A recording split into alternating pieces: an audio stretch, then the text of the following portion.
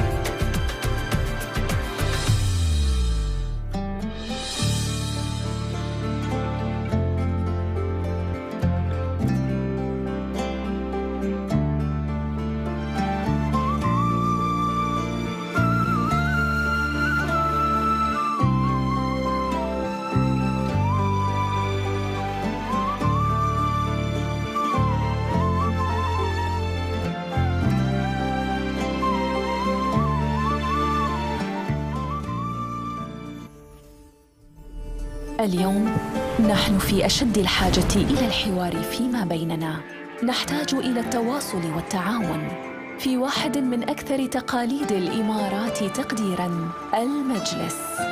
المجلس العالمي هو ملتقى للآراء والأفكار المتنوعة، هو منتدى للنقاش والاستكشاف والفهم، للاتفاق والاختلاف، هو مساحة للاحتفال بالأفكار، أفكار تطلق العنان لإمكانات الأفراد والمجتمعات حول العالم، لتصميم التقنيات التي تفيد البشرية، لخلق كوكب جميل ليس ليعيش فقط بل ليزدهر، ومن أجل بناء مجتمعات تتخيل وتصمم معاً غداً أكثر إشراقاً. المجلس العالمي، حوارات لغد أفضل.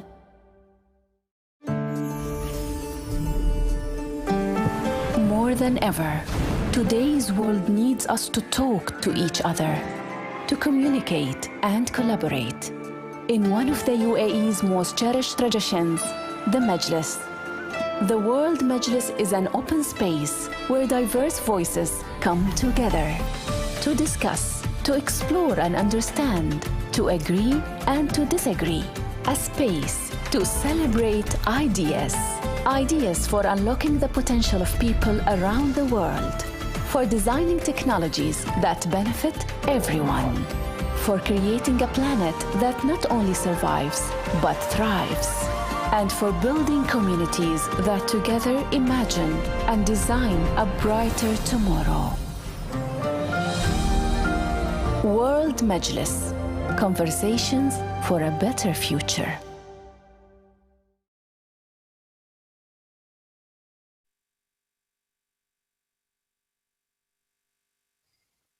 Good evening, everyone. My name is Rowan Roberts, and I'm delighted to welcome you to the first virtual Expo 2020 World Majlis. As many of you are probably already aware, the World Majlis is Expo 2020's signature platform for connecting minds and encouraging conversations between thought leaders, visionaries, and change makers. The objective of the World Majlis is to generate new perspectives and incubate meaningful connections between people. Tonight, from the Expo 2020 Dubai site, we are connecting across multiple continents to talk about space and the cosmic perspective. We have with us an incredible lineup of participants from around the world. I'd like to take a few moments to briefly introduce them. Joining us from the UK is Lord Martin Rees, who is the UK's Astronomer Royal. He's based at Cambridge University, where he's a fellow and former master of Trinity College. Next, we have Dr. Steve Nerum, who is the Associate Director of the Colorado Center for Astrodynamics Research at the University of Colorado in Boulder. Joining us from Sweden is Cecilia Hertz, the founder and CEO of Umbilical Design, an innovation consultancy organization with over 15 years experience in space technology transfer. All the way from France, we have Professor Chris Welch, who is head of the Space Payloads Laboratory and director of the MSc in Space Studies at the International Space University in Strasbourg. We also have two university students joining us. Ahlam Al-Qasim is currently an astrophysics PhD candidate at UCL's Malad Space Science Laboratory in the UK, and Noura Al-Saeed is a PhD candidate at the University of Colorado in Boulder, majoring in astrophysics and planetary science. And our last but not least participant is Omran Sharaf, who is the project director for the Emirates Mars mission. And I'd like to invite Omran to say a few words to set the stage for our conversation this evening. Over to you, Omran. Thank you, Rohan. And thank you everyone for being here today and for giving us the opportunity to discuss space and the future of the space for humanity, and also how UAE is taking this sector and using it for sustainable development. 2020 is a very important year for us, for the UAE. It witnessed the launch of the Arab world's and UAE's first interplanetary mission, the Hope probe. And 2021 is even more important for us because it will witness the arrival of Hope probe to Mars in February 2021. But also on the 2nd of December 2021, it's going to be the 50th anniversary of the establishment of the UAE, which was one of the key goals and messages behind this mission, was to send a message through this mission to the Emirati youth, but also Arab youth. The thing about this mission, the way that the UAE took space different than other countries, it actually wanted to create impact through space. So the main objective for the UAE government was not to reach Mars. It was to create impact. It was to use it as a tool to encourage Emirati youth to go into sciences and technology, to see drastic and quick changes and shifts in the mindset of the Emirati youth, to see a disruptive change in the academic sector, industrial sector, and also in the economic sector. So it's about the future of the UAE. It's about the future of our economy. It's about the future of addressing our national challenges. But also it's about sending a very strong message to the Arab youth through this mission, is that if the UAE, a young nation, is able to reach Mars in less than 50 years, then it can do much more. A country like the UAE, which has more than 200 nationalities living over here, who contributed to building this nation and helped us reach where we are today. It's about coexistence and accepting differences. It's about looking at things from a different perspective. It's about serving humanity. And that's one nice thing about space, is that we all have one identity. We are citizens of this planet. We're citizens of Earth. We're humans. So through this mission, the UAE want to send that message to the Arab youth and inspire them to actually think about how this region, more than 800 years ago, used to be a generator of knowledge, in which scientists from different backgrounds lived in this region, coexisted, and helped in building this region. The moment that we stopped generating knowledge, the moment that we stopped accepting differences as a region, we start moving backwards. So the UAE through space wants to change that mindset and wants to send a very strong message to the Arab youth that you can do much more, given your history and giving the skills and the potential that you have. Great. Thank you, Omran, for setting the stage. Before we start the conversations for this World Majlis, I'd like to remind our participants just a few housekeeping rules, and also for the viewers watching at home. So this conversation will run for 60 minutes, and then we'll open it up to the observers for Q&A. It's important that, like any true conversation, we look at this more as a conversational interaction and less of an interview style setting. So please don't wait for me to necessarily ask you a question. If you feel you'd like to respond to something that the other participant has said, feel free to sort of raise your hand, and I'll direct the conversation over to you. And also, everyone watching at home, please feel free to use the Q&A feature at the bottom of your screen and submit your questions to our participants, and we'll get to it towards the last 15 minutes of today's conversation. So let's get started with this latest edition of the Expo 2020 World Majlis. The focus is on giant leaps for humankind. What happens when we take a cosmic perspective to life on Earth? Now, life on Earth is profoundly connected with the rest of the universe. If we took a physics perspective, then we are connected to all matter in the universe, in that we're made of similar atoms. If you took a chemistry perspective, then we are related chemically to all life on Earth, that is DNA based. And biologically, we're related to our fellow human beings in that we all share 23 pairs of chromosomes.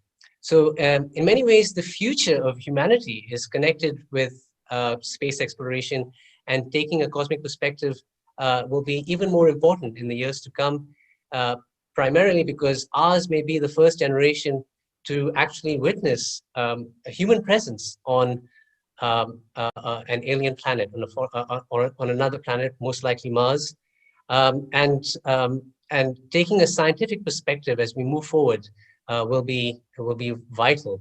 And this will have an impact not just on science, but on all aspects of human culture and human society.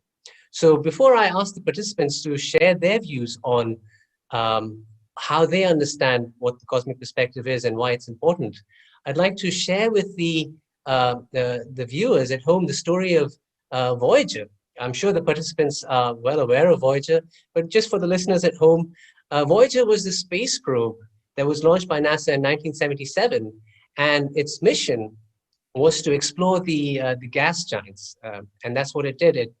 It took off from Earth and used the gravity of Mars to slingshot itself towards Jupiter, and it sent back astonishing pictures of Jupiter and its moons, and then it propelled itself towards Saturn and took spectacular images of the rings of Saturn and the moons of Saturn.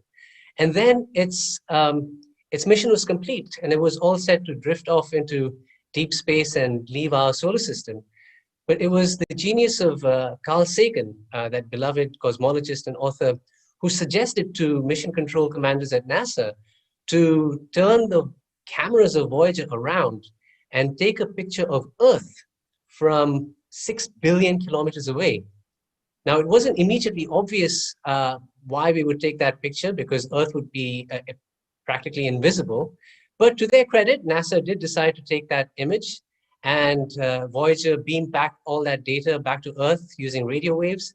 And back here on Earth, we processed the image, and we discovered it had 500,000 pixels of mostly nothing, because space is huge and mostly empty. But Earth was visible in that image. Out of 500,000 pixels, Earth was just half a pixel. And that image is famously known as the pale blue dot. And Carl Sagan has written a beautiful response to when he first saw the image of the pale blue dot. And in it, he reminds us of how fragile and beautiful our planet is, and how important it is to nurture and cherish all life on our planet, especially given how we're surrounded by this enveloping darkness. So to me, whenever I contemplate the cosmic perspective, I'm reminded of this image, and it helps me zoom out and look at the big picture and take the long view. But let's hear from our participants. Let's start with Martin Rees. Martin, what is the cosmic perspective, and why is it important? Well, I think, as you've just said, it's very, very important that we should see our Earth in a cosmic perspective. And the two most iconic pictures ever taken from space are probably the picture taken by Ed Anders from the Apollo program orbiting the moon, where he saw the Earth, and of course the pale blue dot. And these have shown us how fragile the Earth is and how we need to think of it in a cooperation. And of course, in the middle of the pandemic COVID-19, we're more aware than ever of the need for the whole world to deal with a common predicament. But I think we've learned the importance of space flight because not only does it give us a perspective on the Earth, but of course, as we know, we depend on space every day for sat-nav, for communications, and for monitoring the environment, climate, etc. So it's terribly important that we should pursue space. And can I just say, speaking from England, that I wish you a safe landing on Mars, I guess just a few months from now. That'll be a real pioneering effort to land on Mars. And of course, as you say, that's going to be a precursor to perhaps landing people on Mars a few decades from now. And of course, the question everyone asks is, will humans be a species that is now alone in the galaxy and will spread out? Or are there intelligences elsewhere in the universe? It's fascinating either way. Either we are unique, or the universe is far more interesting than we imagine. Either way, it's fascinating. But space gives us a perspective, and we also know that we are linked to the stars in a very intimate way, because all the atoms in our body, every atom of carbon, oxygen, etc., was forged in a star far away in the Milky Way, which lived and died billions of years ago. And then it went into a gas which condensed into the sun and the planets. So we are literally the ashes of long dead stars. And so we have a more intimate relation to the cosmos than was ever imagined even by the astrologers. Wonderful. Would anyone else like to share their thoughts on the cosmic perspective? Please feel free to chime in. It's not an interview. I know, was it Alam, you were saying you were moved by the pale blue dot as well, and by Carl Sagan's words the last time we spoke. Yeah, so I think I'll add to that by saying the pale blue dot image has a very special place in my heart, because before actually finding out about this image, I remember having a very similar experience, probably to Carl Sagan, when I saw an X-ray image from one of my science professors of galaxies outside the Milky Way. And I was sitting at his desk and he pointed at this dot on the image and said, "That's another galaxy out there." And it blew my mind. Like, how can an entire galaxy, things that encompass the Milky Way, things that encompass objects like asteroids and comets and the solar system and star systems, so many of them exist and we can actually see them. And it's as simple as, a dot on an image. And that dot encompasses so much detail and complexity. And that for me was really when I fell in love with space, and I felt like I wanted to go deeper and I wanted to find out more about all these other worlds out there. So just gaining that perspective from Earth into a dot of another galaxy out there, just seeing Voyager's image of our pale blue dot, just makes it feel like we ourselves are part of this vast universe, and we have so much to contribute as well. And all our history is just in this condensed pale blue dot, as Carl Sagan put it. So it has a very special place in my heart, and always reminds me that, as minuscule as our problems, or as big as our problems seem on Earth, just reminding yourself that you're part of this vast universe, and that you're part of, as Martin Rees said, that we're made of stars, we're made of the ashes of stars from long ago. Just having this very intimate relationship with space really, really humbles you. And I think that for me is where my cosmic perspective comes into my daily life. Wonderful. Would anyone else like to share how the cosmic perspective? Please, Steve, I can say go a few ahead. words. Yeah, please, well, Steve. I come at this from the perspective of a scientist who studies sea level change with satellites. So we've been studying the oceans with satellites for 30 years, measuring the height of the sea surface, and of course, watching how it's changed over time. And so when I think of the perspective from space, I think of the scientific perspective, in that we can't really figure out what is all the things that are causing the sea level to rise without having the global perspective. If we just look at one place or even a dozen places on Earth, we would never be able to decipher the contributions of ice sheets and warming oceans and things like that. And so we critically depend on this global view that the satellites provide. But then I think also in my work, I do a lot of communication with the public and the media on these observations. And I think when we show a map of how much sea level's changed around the world over the last 30 years, it really kind of shows how none of us kind of live independently on this Earth. We're all connected.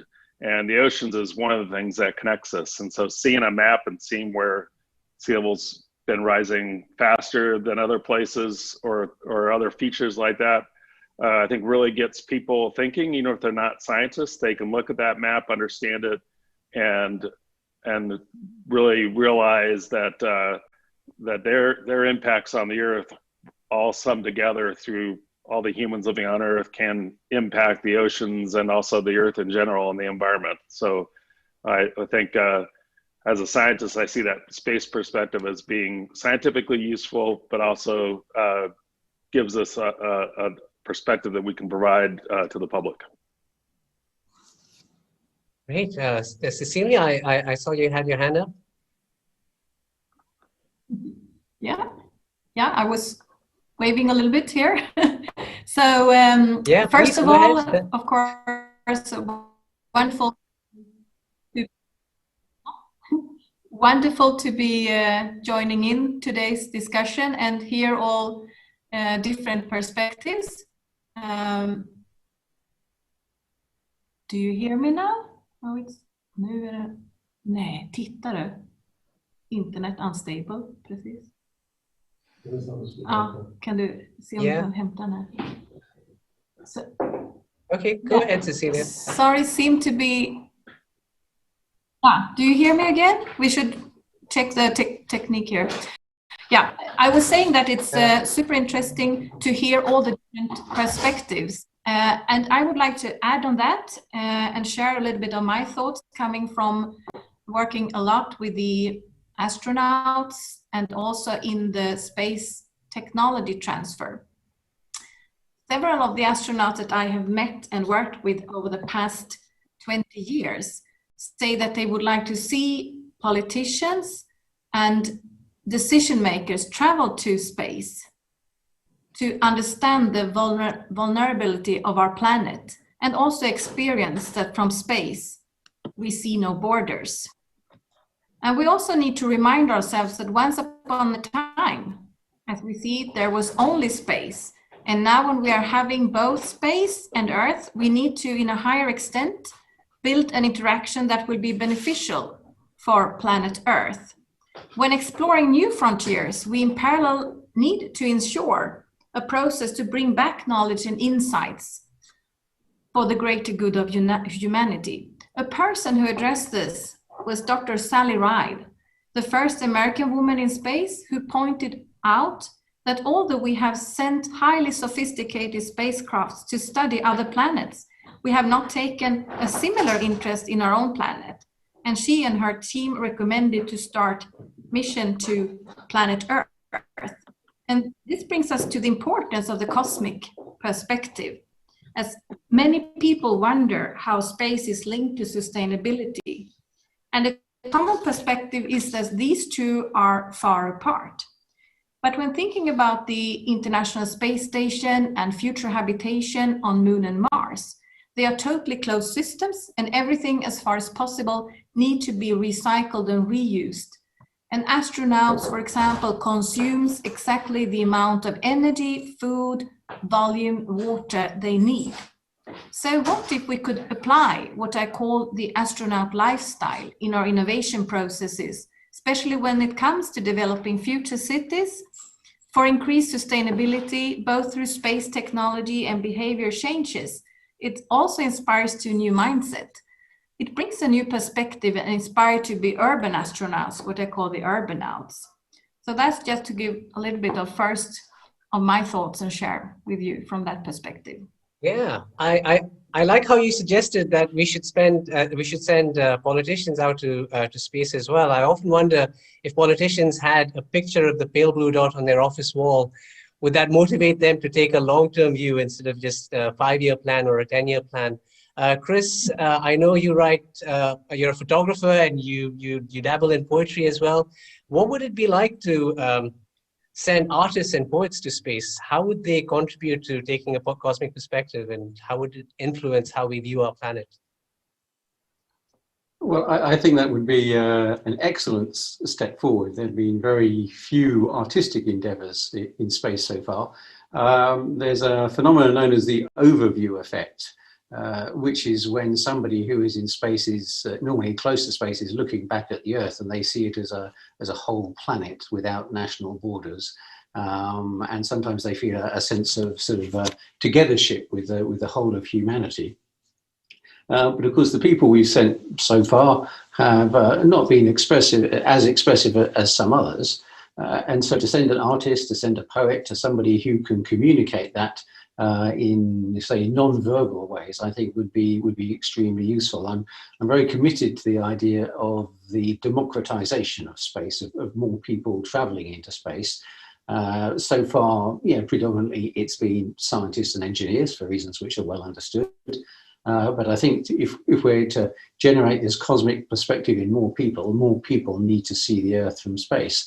I think that will reduce our tendency to be very self-centered, to look at ourselves, our immediate group. We have a tendency to behave in tribal sort of ways, when really our tribe should be, the whole human race.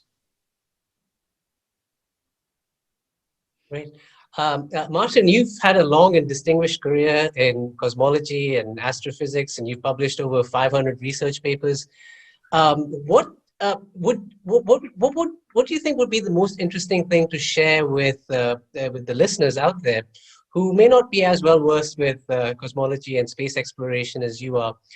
What are a few things that would really blow someone's mind or impress them about the mysteries of space? Yes.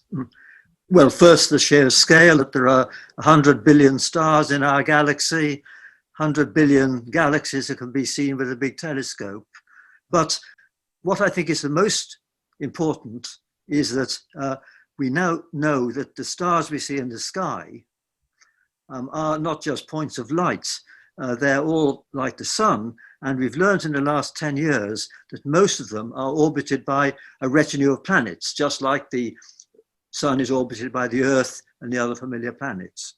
So we know now that almost certainly there are millions or even a billion planets rather like the Earth, the same size as the Earth, where water could exist on their surface, orbiting around stars in our galaxy. And this raises, of course, the big question, is there life on any of those? And sadly, we don't yet know, because we understand how life has evolved on this planet over 4 billion years, from the first simple life to the marvelous biosphere of which we're a part.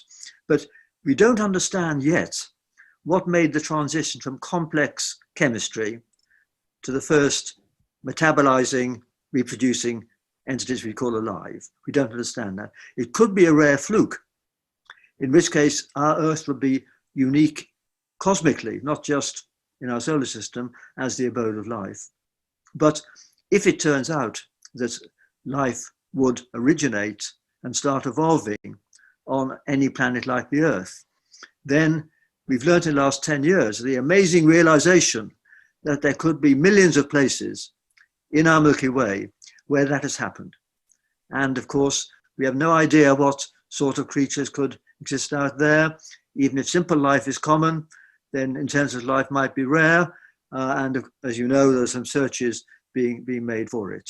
But I think the important point is that we will know within 10 or 20 years whether any of those planets has a biosphere, because they're very faint. Because if you look for a planet around another star, it's like looking for a firefly next to a searchlight. The star is not very bright anyway, and the planet is close to it in the sky and much, much, much fainter. So to actually analyze the light from the planet is a big challenge. It will wait for the next generation of very big telescopes. And one is being built by Europeans, 39 meters across in Chile, and that'll be able to gather enough light from one of these planets around a nearby star to see if it's got chlorophyll and ozone and oxygen in it, and get some clues to whether there might be some vegetation. And that'll be really, really exciting. It won't tell us whether there's intelligent life, that's separate, but to know whether life has emerged in other places will be fascinating. And we know that within 10 or 20 years. And of course, we might know in our solar system. Venus, there's been a lot of fuss about recently. I'm not holding my breath. I don't have much hope that there's life there, but we should look for it. But under the ice of Europa, which is a moon of Jupiter, or Enceladus, a moon of Saturn, there could be something swimming. And if we could detect that, that would be fascinating. But it would have a momentous implication, because if we could discover that life had originated at a second place in our solar system, independently, then that would say it couldn't be a rare accident.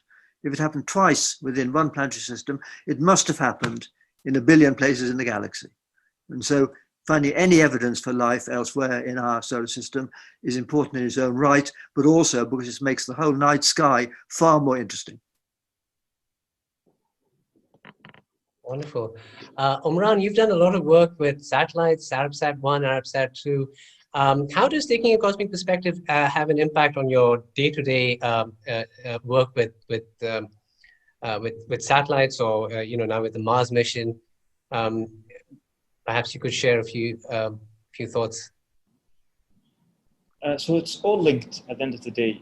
Yes, as I mentioned, I worked on Dubai Sat-1, Dubai Sat-2, Khalifa Sat, and other space programs that we have at the center, additional to the Emirates Mars mission, which just I would like to highlight that it's an orbiter. It's not going to land on Mars. It's going to orbit Mars. It's going to study the Martian atmosphere. So for us, it's very important because at the end of the day, I mean, the missions that we worked on before were more Earth focused. This is the first mission that we work on that is deep space focused. It's about new knowledge. It's about understanding our solar system. It's about understanding another planet that scientists believe that more than 4 billion years ago might have been similar to Earth, and it started losing its atmosphere. It's turned into a dead planet. Better understanding that planet will definitely help us better understand Earth. So the nature of this project is very different than our Earth observation missions that we worked on before, which is more focused on problems on Earth. This gives us a much bigger, wider perspective. However, at the end of the day, whatever mission we work on, at the end of the day, it's about serving humanity. It's about preserving our planet. It's not about finding an alternative for our planet. We might find a different planet, we might go there, we might have humans living there. But again, I mean, our organic planet is Earth. That's our home. And that doesn't stop us from exploring other things. But then whatever we do in other planets or whatever mission we have in space, it needs to serve the humanity at the end of the day. Whether by bringing new knowledge, whether by developing technology that will improve the quality of life or address challenges that we have on Earth, whether it's food security or water security.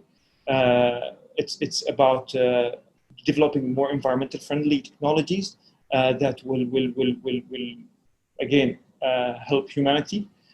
So it's at the end of the day, when we look at it from a cosmic perspective, when we look at it from a deep space perspective, it comes back to serving humans. So the rationale doesn't change, and this is one thing also that maybe that humanity needs to think about, especially when it comes to outer space exploration, is that collaboration and science diplomacy and space diplomacy is very important when it comes to deep space missions, because the objective here is beyond us. It's much bigger than a nation or organization. The reason why the UAE was able to deliver this mission in 6 years, and compared to other nations, they usually take 10 to 12 years to deliver similar missions. And it's our first mission. It's because we collaborated. It's because we had our knowledge transfer partners at the University of Colorado Boulder. We worked with them. We didn't start from scratch. The direction from the government was to not start from scratch. Start where others ended, learn from others, build it, don't buy it. So it's a new model. And we didn't go and build our own rocket, or we didn't go and build our own deep space network. We utilized existing assets on Earth. So we're using the DSN network. We used MHI's H2A launcher to launch our spacecraft. We built the spacecraft with our knowledge transfer partners together, jointly. But this is why we're able to be efficient. And this is why we're able to deliver the mission in a much shorter time period, and at the same time with a significantly lower budget. And that's because of international collaboration.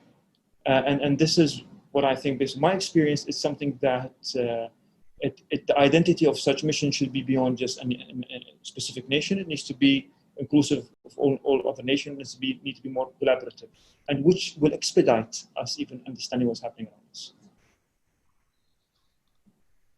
Great, thank you. We haven't heard from Noura. Noura, would you like to share with us why, what made you decide to get into astrophysics?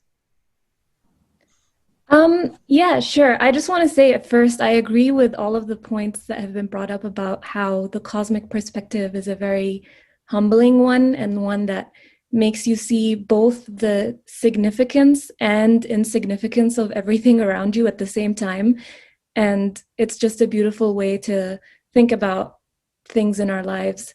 And for me personally, I was always interested in knowing more and answering questions about how things around me worked. And that's why I ended up in astrophysics, but really any topic in science fascinated me. And I think as a scientist, the cosmic perspective is very essential because oftentimes while doing a PhD, you're bottlenecked into focusing on one topic. And this is especially true for me right now, where I'm just studying the water cycle on Mars. And so you can lose sense of the bigger picture. And oftentimes I need to remind myself to take a step back and see how my work fits into the bigger picture, not only on Mars, but for the science community, for understanding our solar system, understanding how extrasolar systems in our galaxy work. And actually, I find myself being inspired by ideas in other areas outside of astronomy that help my work. And this is something that Imran touched upon, that it is important to not just do things as an individual and reinvent the wheel, but to take inspiration from other people and learn lessons from different parts of the universe, because it provides parallels that once you zoom out, you're able to see. And so I personally think that anyone, regardless of whether they're in STEM or not, can benefit from having this perspective where you're able to draw from the experiences and from the lessons that the universe presents. And I think that that's very beautiful. Great, thank you. Steve, did you have your hands raised a little earlier? I wasn't sure. Was there something you wanted to say, Steve? I did not. No, I'm good. Oh, okay. Okay, Alam, yeah, I see you have your hand up. Yeah, I think I just wanted to add to what Noura said and also to what Chris Welch said. I think it's really important to incorporate different fields in the cosmic perspective. I personally love exploring the merge between artistic fields and science fields. And I think that really enhances my experience as a PhD student, trying to understand how that really fits into how we see ourselves and how we see space. It really gets you thinking outside the box. And it adds that creative element that scientists really need when exploring, a planet for the first time or trying to develop novel technologies. All of that doesn't come from textbooks. It comes from a lot of creative solutions. And it's really important to incorporate the arts into that as well and getting perspectives outside of that. So I was actually really happy an astronaut a while back was one of the first to make a painting on the International Space Station. And seeing things like that always makes me happy and always reminds me that I think also, as Noura said, sometimes we're always told to focus on one specific thing, which happens a lot during a PhD. But it's always good to take a step back and see all the different ways that people contribute to space and to the cosmic perspective. Great. Chris Welch, would you like to share? Yeah, please go ahead. I see your hand up. Yeah, I just wanted to come back on that, particularly as a lot of us taking part in this event today have PhDs and have experienced that requirement for at least a period of our life to have this kind of laser focus on one thing, to get really deep into it. And that will give you, if you like, a kind of microcosmic perspective. Sometimes you're going down really, really deep. You start dreaming about the topic of your research and you really get to know it at that scale. And then you can kind of zoom out and you can take in the macroscopic universe and you get a cosmic perspective that way. And you start to see how all the different pieces, are connected. And on the one hand, as a scientist, that's deeply rewarding because part of science is looking for meaning, for order, for structure, for explanations. And yet at the same time, it speaks to something I think very fundamental in the human spirit, in a kind of a quest for beauty. And there is beauty in the universe in a variety of places. And so you can get it at both ends of the scale, at the microcosmic and the macrocosmic perspective. Yeah. So let's perhaps maybe have a short conversation. Steve, yeah, you go for it. Yeah, go ahead, Steve. Okay. Well, I just wanted to connect back to the comments that were made about the space perspective and art and other viewpoints. Because I've had a kind of a unique experience here at the University of Colorado the past couple of years, where we started a new minor in space. We call it the Space Minor, and it's available to any undergraduate student on campus. So it doesn't matter if you're an art major or a history major or an English major, they're all invited to be part of the Space Minor. And we have classes in space and film. We have classes that incorporate acting into space themes. We have classes on music and space. And so I think other universities around the world should consider this because, here at the University of Colorado, we're kind of known as a space university. And so, but a lot of the students felt left out of that endeavor. And so by creating this Space Minor, now everybody can participate and feel like not only like they're part of something, but also they can learn that there are jobs in the space business for them, doing art and music and films and other activities. Thanks. Steve, tell us about the mirror you created in space. I'm sorry, the what? Oh, the mirror, minor. That's the space what I was mirror? just talking about. The minor, the Space Minor. Oh, the minor. Sorry. That's what I I was talking misheard. about. Was our okay. minor, which is you can Google the Space Minor at the University of Colorado and learn all about it. It's a great all right, great awesome. activity for the undergraduates. Thanks. Yeah, and I'd like to come back on that because yes. where I work, International Space University, is based around that entire concept. We are an interdisciplinary university. I'm a physicist engineer, but the students on my masters, they will have lectures on space law and business and management and engineering and science, but art and ethics and intercultural aspects.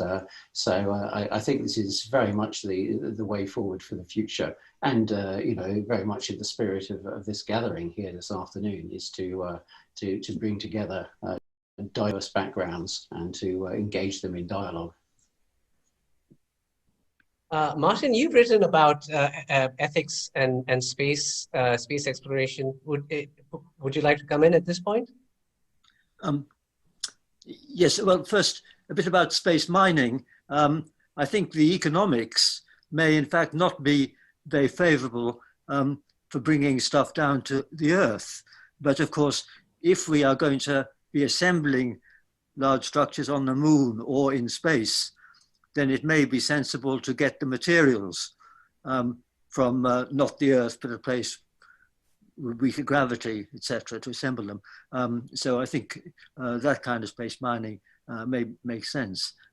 But that leads to another question, really, about what is the role of human beings? Because perhaps I'm unpopular in this company in saying that I think the practical need for sending humans is getting weaker as robots get better and miniaturization gets better. We could now send a robot with AI that could explore the outer planets, happy to have a one-way ticket, and we could also imagine that large structures in space could be assembled by robotic fabricators, not people. So I think the reason why people will want to go into space, to the moon or to Mars, is simply as an adventure, the human urge to explore further. And if that's the case, I think it's going to be important that they should be prepared to accept risks, because one of the problems, in my view, with the American space program was that they launched people into the shuttle 135 times, and each there were 2 failures out of 135 launches, and I think we remember these were traumatic events in America, but that was a less than 2% failure rate. And I personally think that we could cut the cost very much if space was regarded as something that was very, very dangerous. And we launched the kind of people who are prepared to take a more than 2% risks. People who go hang gliding, round the world ballooning, things like that, and regard it as an adventure. And we should not use the word space tourism, because that implies routine. We should use the word space adventure and accept that we're sending the kind of people like test pilots or adventurers who are happy to take these risks. And my view is that they'll be the first people to be on Mars.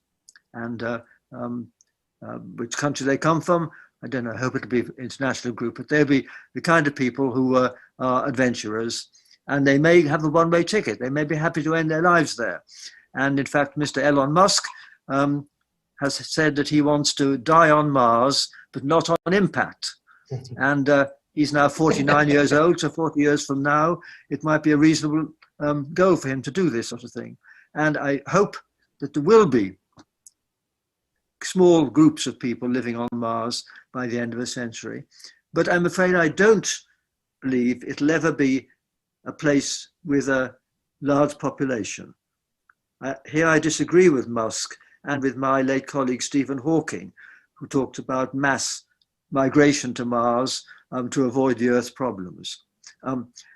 It's simple to deal with climate change compared to terraforming Mars. And I don't think millions of people are going to want to live on Mars any more than they want to live at the South Pole now, or would want to live in some capsules at the bottom of the ocean.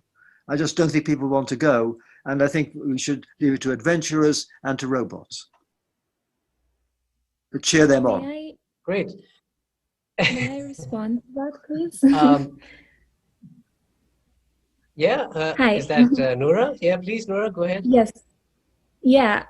I 100% agree that it's getting more and more difficult to argue for human exploration as our robotics get better and better at what they do. But there is certainly an element that having a human explorer can bring that I think our technology is leagues and leagues far behind.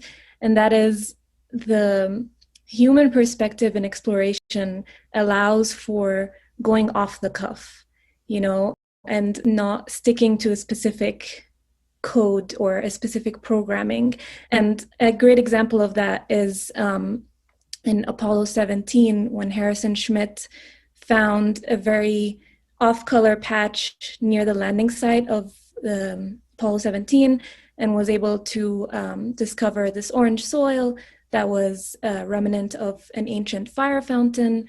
So things like that, the human perspective, the perspective of like a well-trained geologist or a human explorer can really benefit in understanding, especially other terrestrial planets.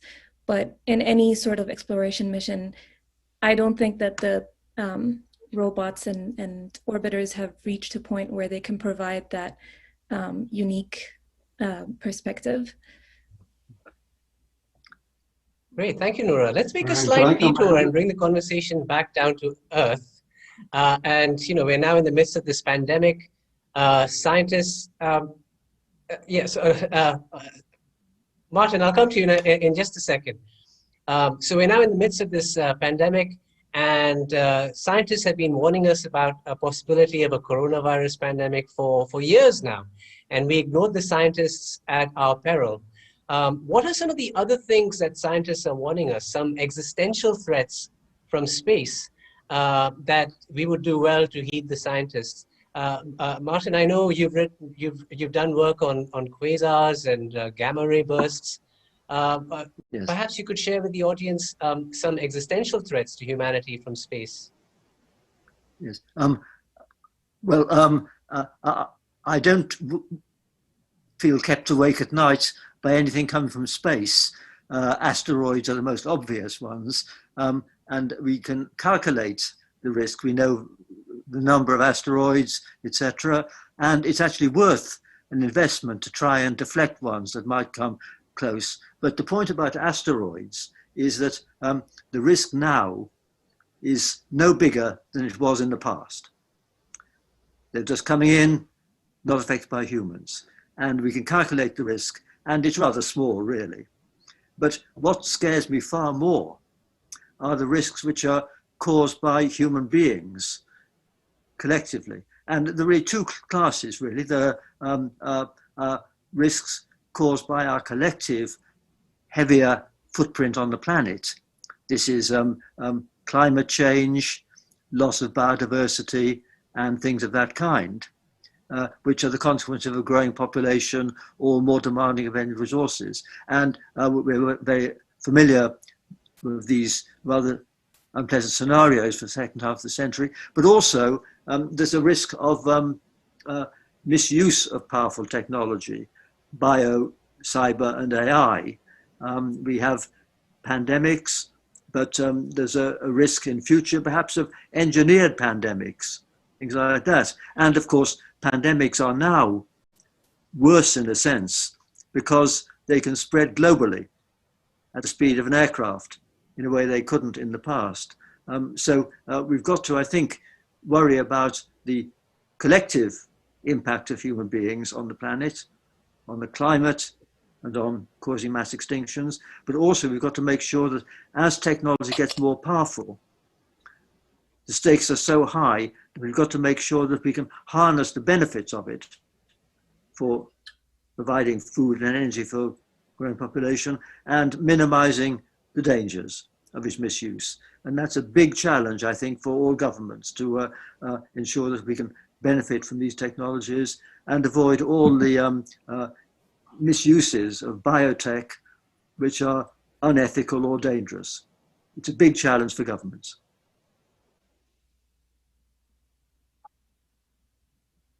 Yeah, and I think that would connect well with what Cecilia does in terms of bringing innovation from space technology to human society here on Earth. Perhaps, Cecilia, you could share with us some space innovations that have practical applications here down on Earth. Yeah, yes, indeed. I also want to a little bit connect back to what Omran says before, that space is actually to better understand Earth and to help humanity. So I think we need to really focus on this and see how this can bring so much good things to our planet.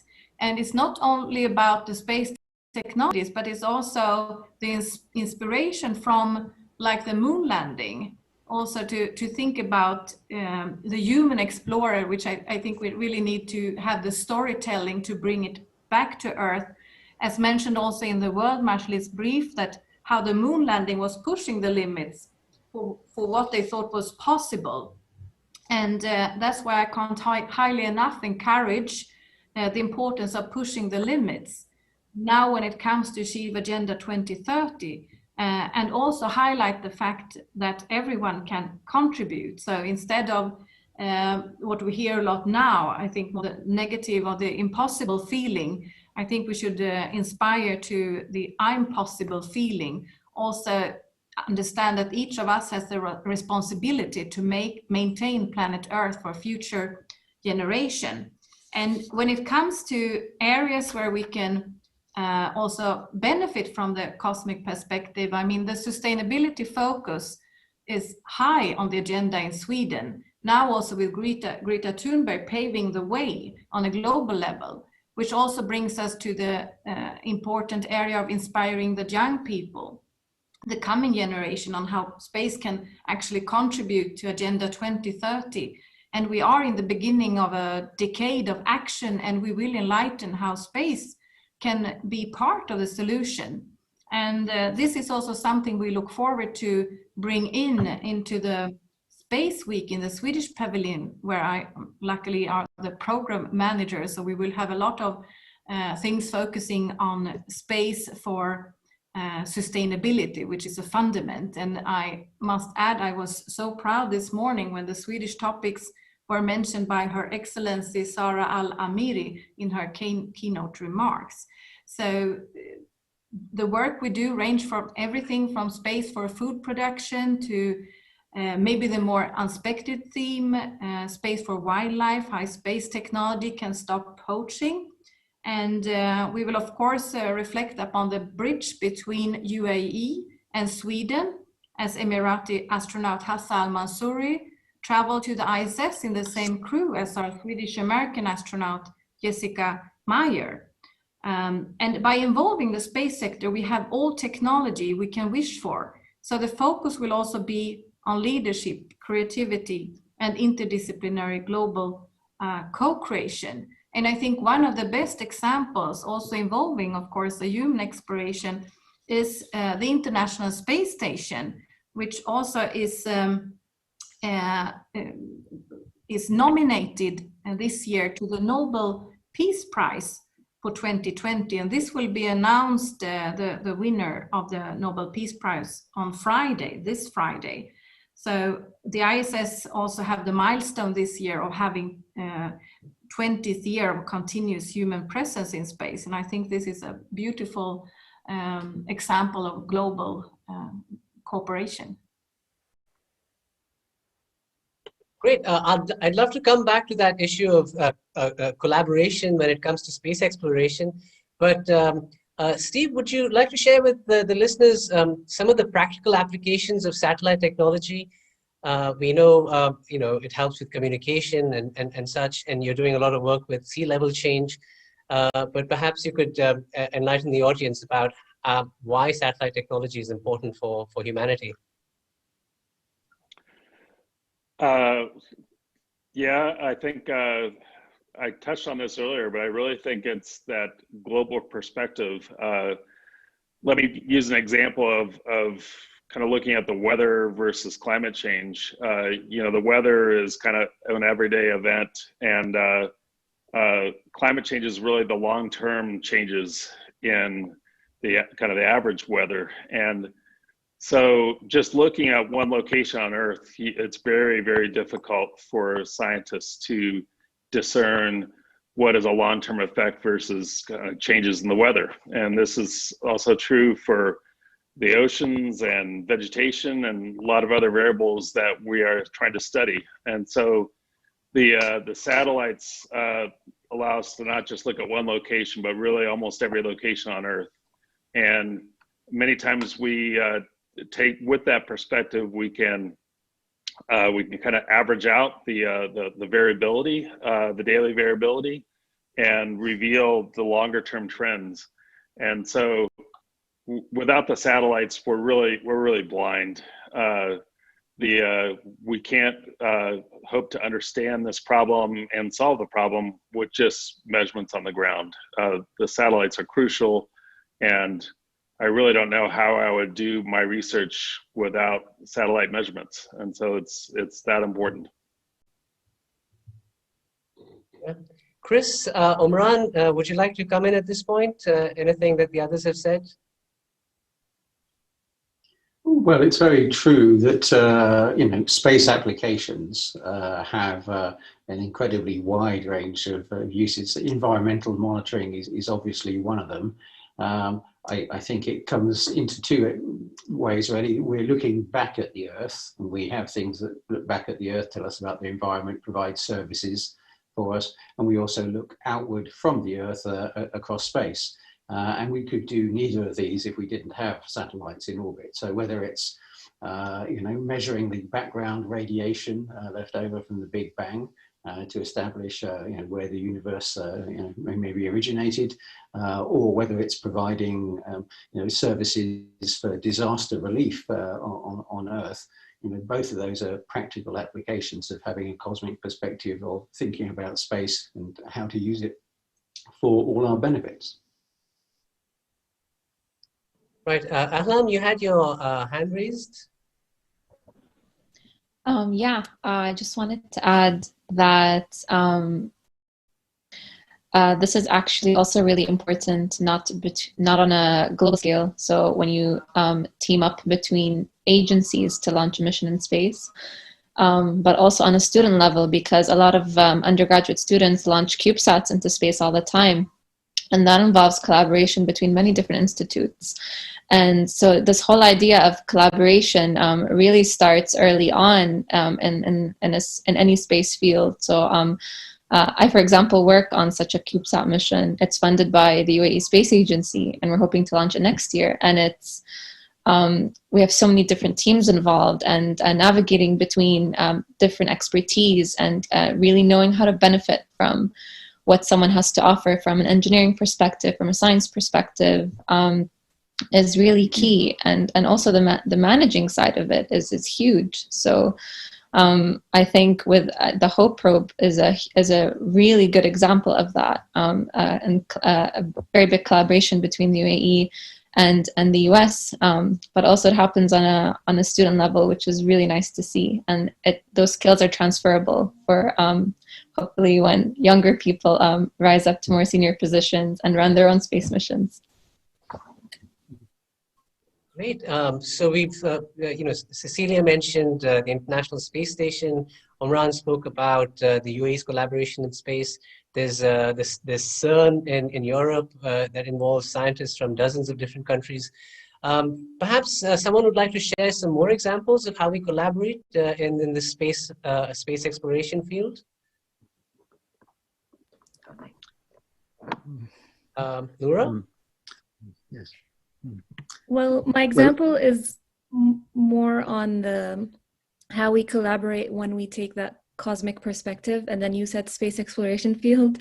But it's a very good example on how looking at cosmic timescales, or the events that take place on larger timescales, larger than our own one human life cycle. And one example of that I really like to read about is the Svalbard seed vault, which is up in the North Pole in Svalbard, where they have a fail-safe seed storage for all the plant life that exists on Earth. And I think that that's a great example. You know, every country can submit a box of plant life and seeds for those plants that they wish to keep safe in case there is some kind of global disaster or need for it, even localized disasters or some other issues that those specific plants might face. And that's just one example where taking that cosmic perspective on a time scale, looking at time scales is very important.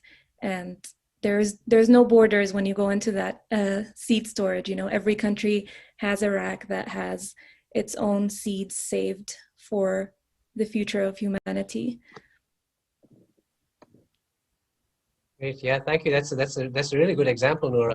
Martin, you have your hand raised, and then we'll come to Omran after Martin. Yes. Okay, well, just say the seed bank is a very nice example of a cooperation which benefits the entire world. And of course, when we think about climate change, then of course it needs international collaboration in the action. Otherwise, we will never achieve a stable climate. But of course, in science itself, I mean, science is the most international profession, really, because science is the one truly global culture. Protons and proteins are the same everywhere in the world, so science can straddle all boundaries of nationality and of faith more easily than most professions can. And so they find it easier to collaborate. But I think it's clear that more and more of the issues that the world cares about do require collaboration. Anything to do with the environment or the climate does, and also in a quite different arena, when we have the internet and these global companies. If we want to control them, we've got to have international agreements involving not just one government. So we've got to be international. And of course, in science itself, the collaboration is essential simply because these big projects are very expensive. And of course, no country can be expected to spend too much on skies research. And we do have in space and now on the ground, we have telescopes. There's a telescope called ALMA in Chile, which involves Europe, North America, and Japan, ground-based global collaboration. There'll be more like that. So I think we realize that science is going to become more and more collaborative. But just let me make one other point, that in space, it's not just big projects. As we heard, these shoebox-sized satellites, or even smaller ones, can be launched.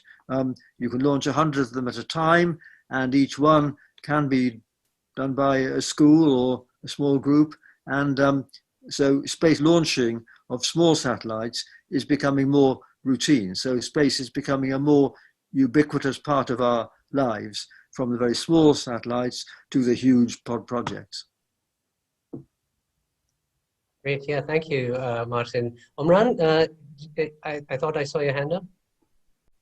Yes, so what I would like to add to what was just mentioned also when it comes to applied research and space applications. So when we look at, for example, sciences in general, there is basically science for policy and there's policy for science.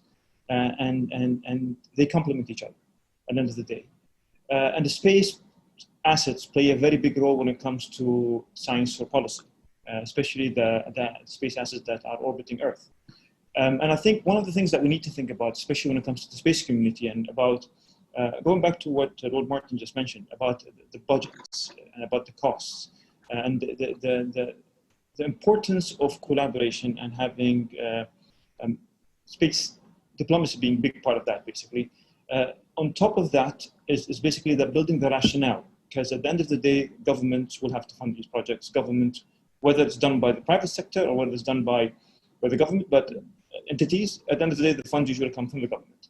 So the rationale is very important, and to have the public engage and understand the reasons behind it. So one of the challenges that most probably currently governments face and will face in the future is justifying the budgets for future missions. And international collaboration definitely plays a big role in helping and in reducing the cost and the burden on governments. But on top of that, there's one thing that that's not been maybe discussed a lot is how can we make the science that we've been doing deep space missions be used for science for policy. Understanding a planet like Mars, a dead planet, that's losing its atmosphere. I think as a scientific community, as a space community, we need to invest time and effort in bridging the gap and also using that information for decision makers when it comes to, for example, environmental policies that are related to Earth. I know there's a lot that needs to be done. There's a lot of information that needs to be gathered, but I think the future also of space exploration and the sustainability of it depends also on bridging those gaps and trying to expand beyond just space application or space assets around Earth to space missions, in deep space missions, and how this information that's providing us will help us set policies that will preserve our planet and help us on this planet. Whether we can even, for example, invest in technologies that will be used to put the first human on Mars for him to survive, or for her to survive there. How is that going to help us in addressing challenges on Earth when it comes to water and food and so on? So I think this is some kind of a dialogue that needs to happen. And I think that there's a shift that needs to happen in the discussions with regards to the engagements of the public, in which we have them even more engaged in these discussions. And we need to show them, as a space community and scientific community, those links. And I think that there's a lot of work needs to be done there.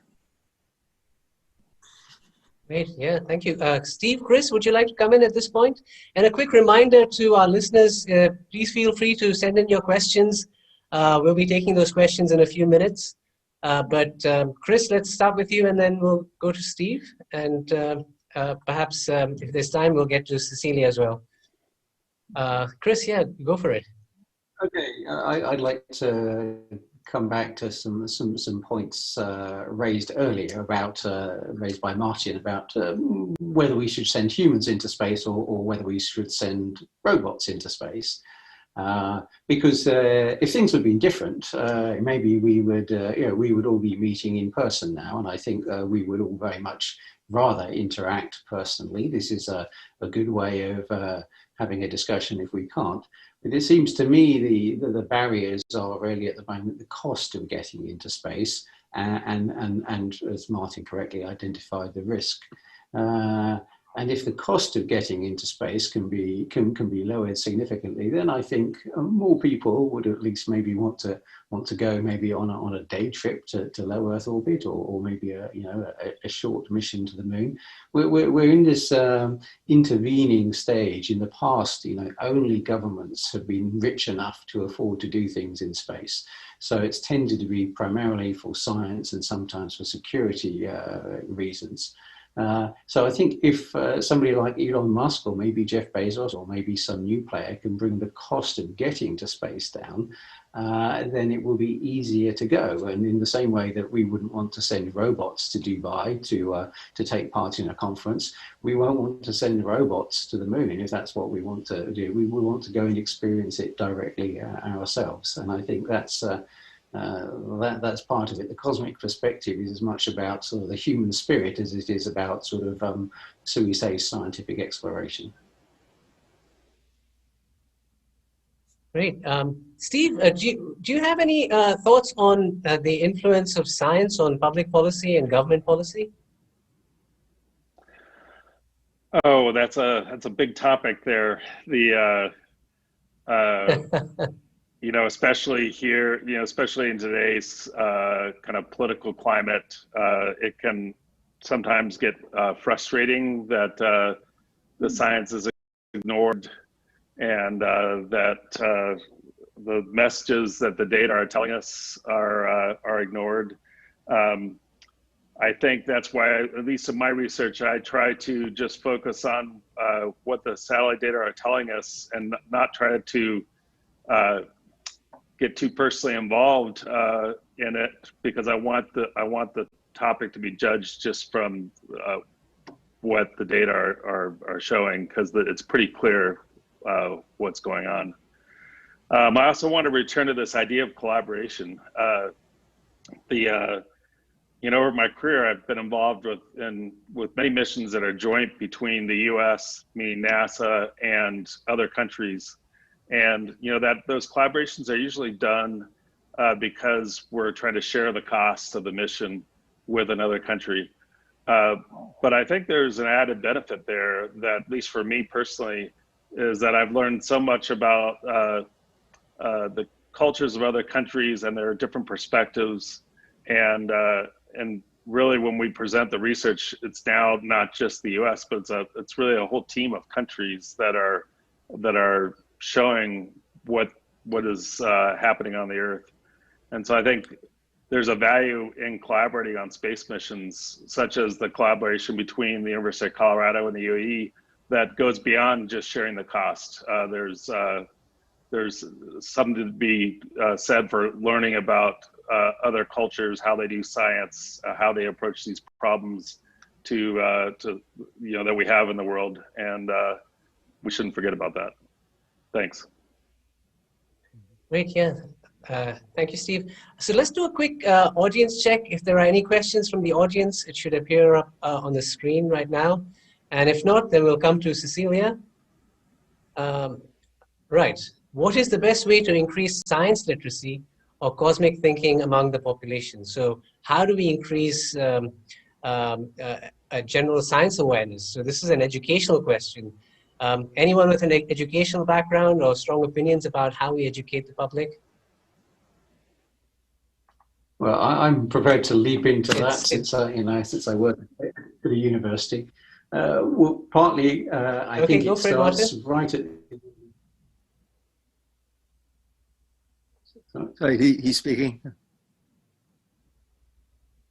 Oh, sorry, who was it? Yes. I was speaking, Chris. Yeah, please, Yes, Martin. yes. Was it you speaking? Go ahead. No, him. Oh, Chris Chris. was speaking. Chris, go for it. Sorry, I it's just have not, some comments there's also. a delay. Mm-hmm. Okay, so sorry about that. Well, I think in a society, really, science education starts at the youngest ages. It starts in primary school. And that's the first stage. You have to get science in there so that it's accepted as a normal, everyday activity. And at the same time, you have to have very strong role models. So, for example, in a UAE context, the UAE astronaut and the engineers working on the UAE space missions are all excellent role models for children, and that embeds it at an early age. And then, once people have come out of education and they're in the general public, then you have to have an active and ongoing outreach campaign to explain the various issues in science. Obviously, I'm focused on the space ones, but we know that they apply across the board. And you have to have excellent science communicators, journalists and other people who work for organizations whose job it is to interpret and explain science to the general public. That's all. Great. Who'd like to go next? Martin, would you like to complete your thoughts? Yes. Just a comment, of course, young children, certainly in my country, are fascinated by two things, dinosaurs and space. And the trouble is that if the science teaching is uninspiring, then they lose that enthusiasm when they get to the teenage stage. So one has to build on those early enthusiasms to diversify into more practical sciences and to maintain the mystery and wonder. I think that's crucially important. But the other point is that we do need charismatic figures. We've mentioned Carl Sagan. We need people like that who will get through to the public. And that's important not just for education, but it's because politicians will only support scientific projects and space projects if they think the public is behind them. They won't support them just because a few experts say that. And so it's only if the public is enthusiastic that the politicians will allocate money for these projects. And so that's another reason why we need people like Carl Sagan. Right. Cecilia, I know you've had your hand up for a while. Would you like to address this question, or shall we take another question? Go ahead, Cecilia. I can quickly just comment on that. And of course, I agree with you all that we need to work with the small kids as they still have all their creativity, like full capacity.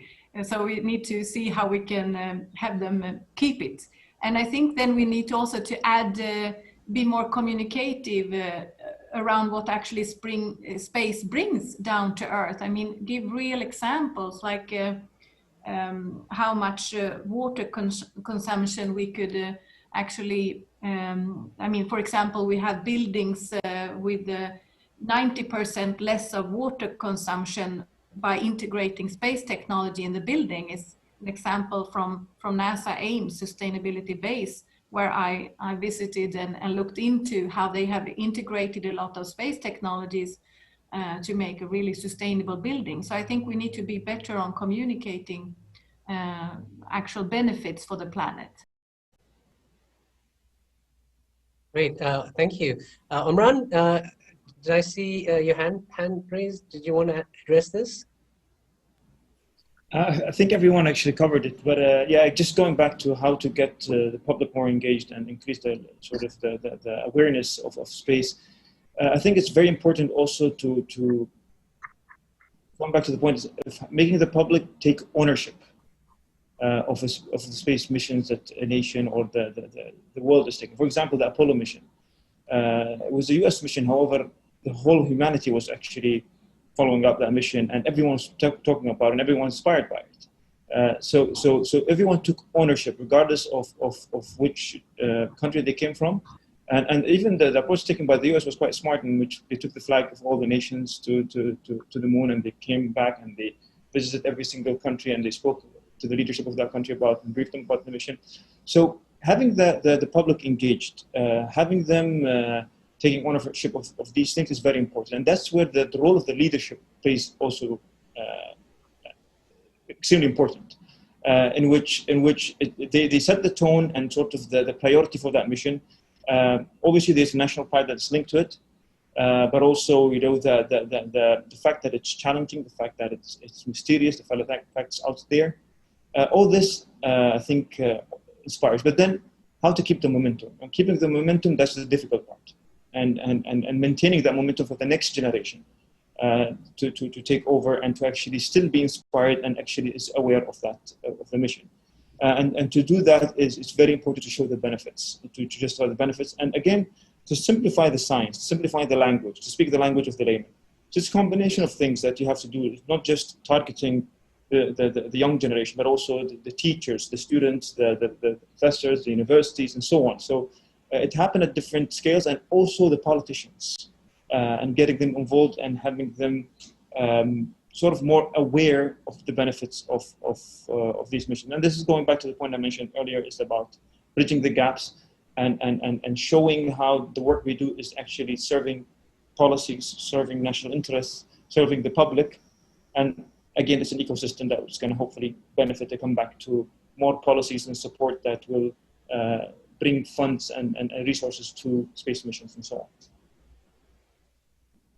Maybe some. Great, thank you, Imran. So we're now down to our last 5 minutes. And perhaps we'll go to our last question, which is essentially about the next big frontier for humanity. I mean, if you think about it, the technological level at which our world operates is simply extraordinary. We've got global positioning satellites in space. We've landed space probes on the surface of a comet. And we've got relandable rockets, and we're planning to go to Mars. So what is the next big frontier for humanity? And this is an open question. I don't know if we'll get a chance to come to this question by Sitora, but let's answer the question on the next big frontier for humanity when it comes to space exploration. Anyone would like to go first? I'm sure I can maybe pitch in. Jump in. Let's start with Alan, and then we'll get to Martin. Alan, please. I think when people think about the next big frontier, I don't know about you guys, but I think about Mars and whether we'll be able to get there.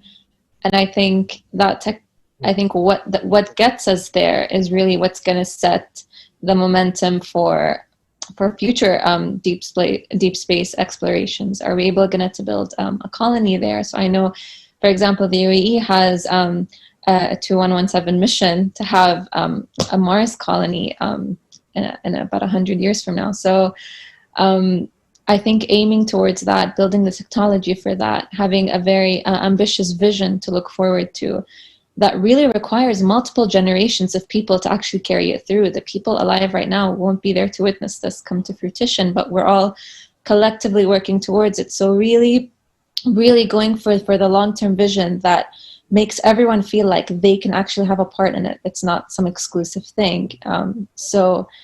I think that'll really drive the future of space exploration and the frontiers of space science.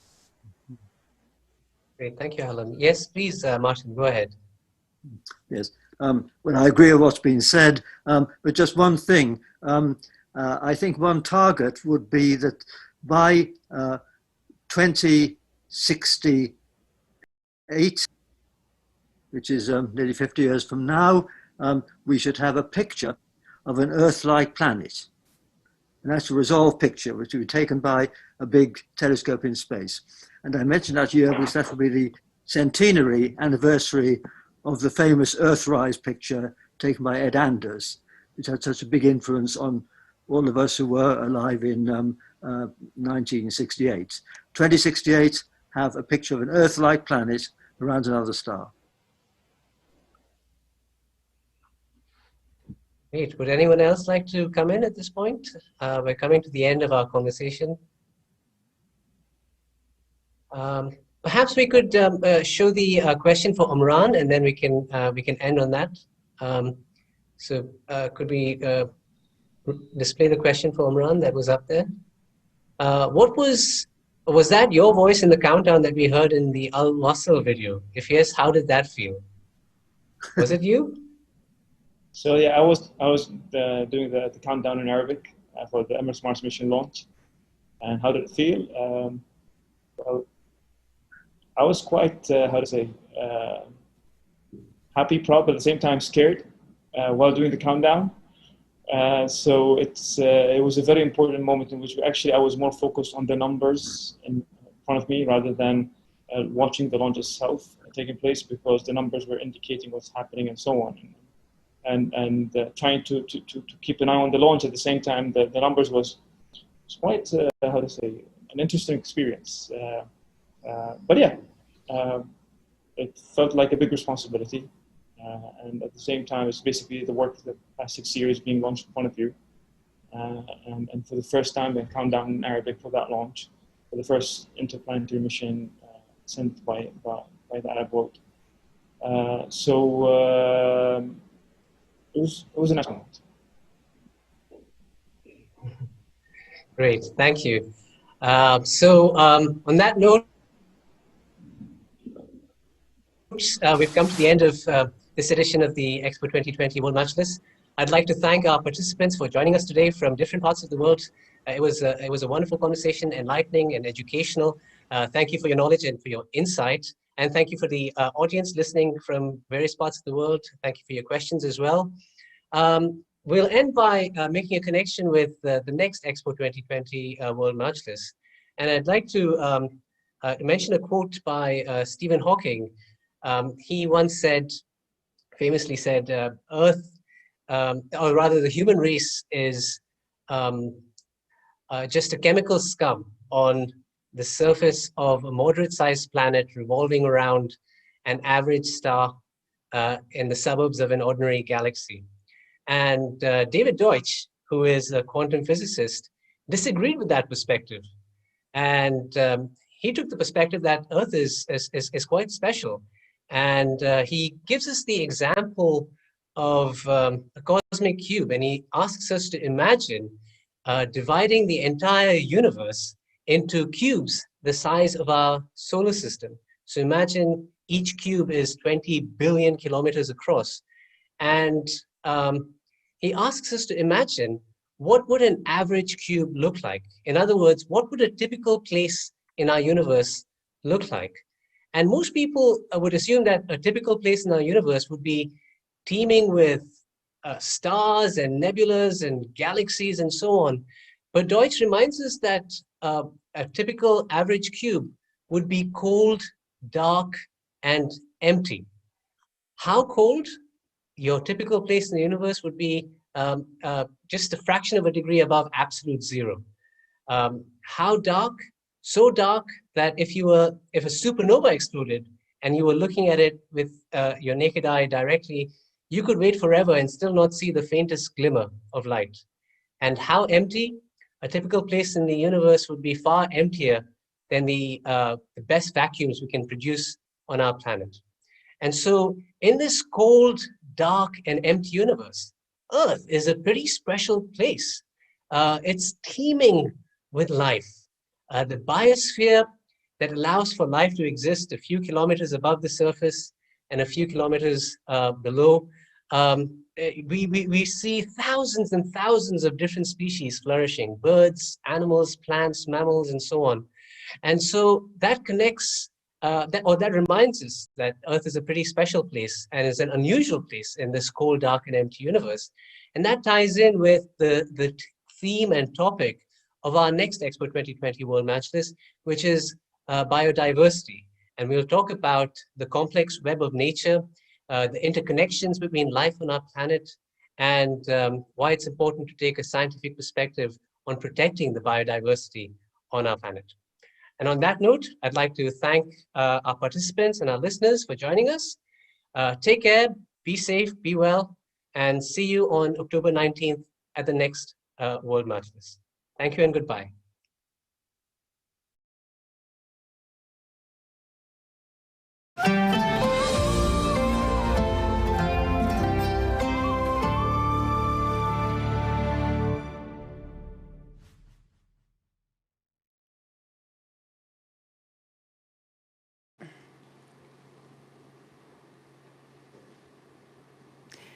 Thank you so much to our World Majlis panel and to everyone who has contributed and watched today here in the studio, at home, in office, or anywhere else.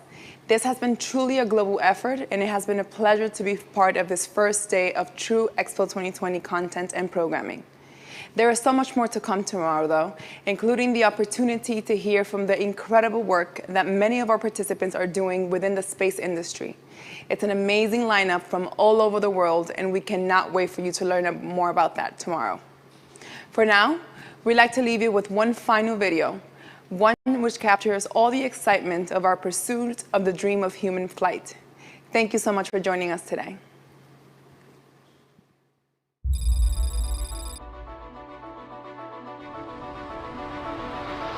Jetman being a Dubai-based product since 2014, we were so close to nailing human flight, and that's why we created Mission Human Flight together with the Expo 2020. Taking off from the ground and landing back on the ground, filling the gaps and being a complete package. At the moment we need aircraft to get us to a dropping altitude where we fly, and then a parachute to bring us to the ground. But this can take us to a point where we're autonomous and without any assistance from other vehicles.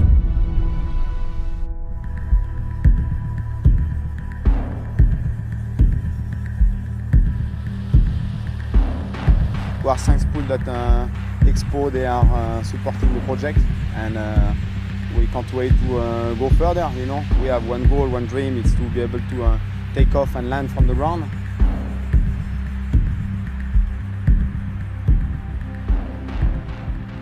You can be a jetman in the future, just you need to follow the steps. In the beginning you have to be a skydiver, you need to have to free falling. Second thing is you have to be a pilot, you take the PPL course. PPL is normally an 18-month program, but we only have 1 to 2 months to complete his PPL and all his exams. It's a big responsibility, and I can see that he doesn't take it lightly at all. He's very, very focused. There's a lot of benefits to Ahmed through training for speed riding. One is actually getting into the mountains and learning about weather, learning about energy use. And I think everybody that's been involved in this training process has been really impressed with how much hard work and dedication he's put into it and how fast he actually learned. So we're here in China for 16 days at this amazing location to shoot Jetman. They're going to be doing stunts all around the mountain, and I'm optimistic that over the next 16 days that we're going to get some great stuff. We are very lucky to be able to come and fly here. It's just going to be crazy to be flying with Vince in this place. The approach that we are going to go through the hole, it's already going to be insane because we are going to go literally like on top of all this. Yeah, in between those two peaks. Well, to come, you know, from there, you know, make a kind of a hover there. We're here in China to practice a very important milestone, which is basically we're trying to see if we can fly through a very narrow obstacle, which is very important in flight in general.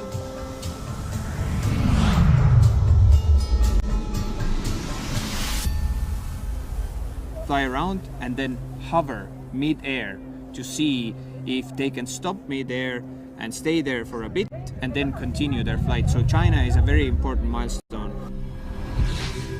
Such a big teamwork, you know. Once again, it's the two of us flying, but you know, the engineer, they are doing like the behind the scene job, man. You should see the amount of work that Rashid and all those guys they are doing. It's crazy, man.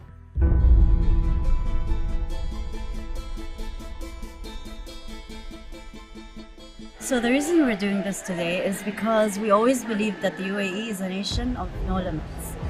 It is a nation that also celebrates human achievements and innovation. And Expo 2020 is the perfect stage to tell that inspiring story. An innovation with a purpose, through its sub-theme of mobility.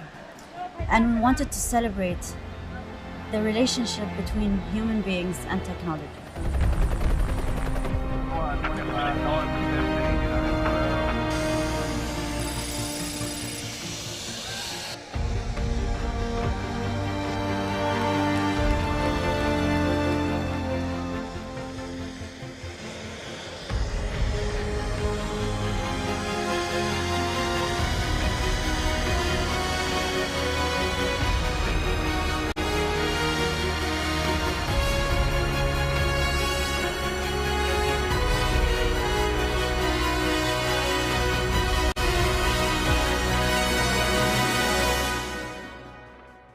اسمي أحمد الشحي، أول طائر بشري إماراتي بالتعاون مع جتمان دبي وإكس دبي وإكسبو 2020.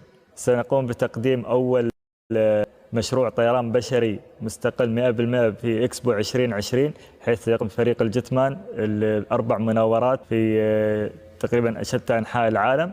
سنة 2011 بديت كهاوي في سكاي دايف دبي، والحمد لله بعد سنة تم اختياري أن أكون أحد أعضاء منتخب دولة الإمارات العربية المتحدة ومثل دولتي في كثير من البطولات الخارجية والمشاركات في داخل الدولة وخارج الدولة، وتمثيلها خير تمثيل. في سنة 2019 تم اختياري لأكون أول طائر بشري إماراتي. المحطة الأهم بالنسبة لي أنا الطيران المستقل، أني أطير طيران مستقل من الأرض وأرد أنزل مرة ثانية من بعد ما أتدرب التدريبات اللي وضعها لي فريق الجتمان وإكس دبي بالتعاون مع إكسبو 2020 ومتابعتهم البرنامج. هاي بتكون أهم لحظة لي أنا.